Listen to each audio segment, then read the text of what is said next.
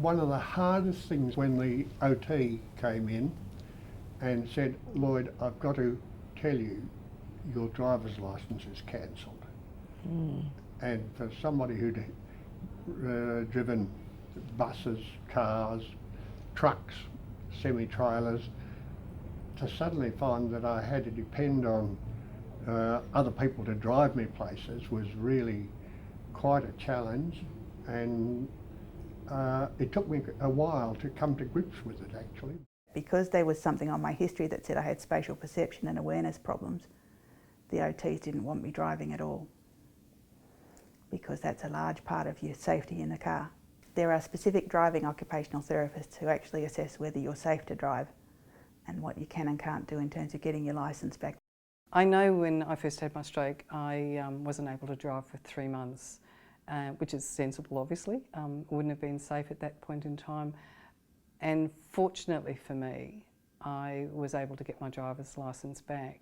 And but not everyone can. And not having your driver's licence back is actually impactful. And I think, you know, to lose that part of independence for a person is actually a huge. If I'd have lost my licence, it would have been something that I'd almost grieve over.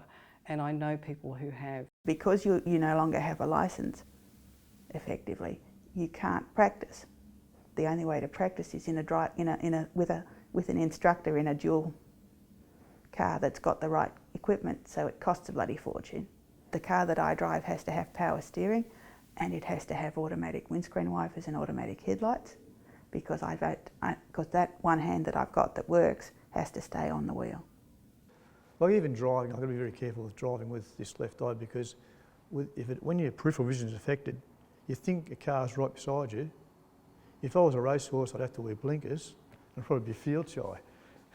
So this particular day I said, oh look, I was so frustrated, my wife wasn't home, so I jumped in the car to go and get the paper. But what I was forgetting, I had to pass through 2 lots of traffic lights.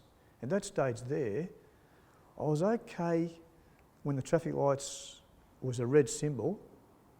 The minute they put a green arrow, red arrow in there, my mind couldn't associate with that.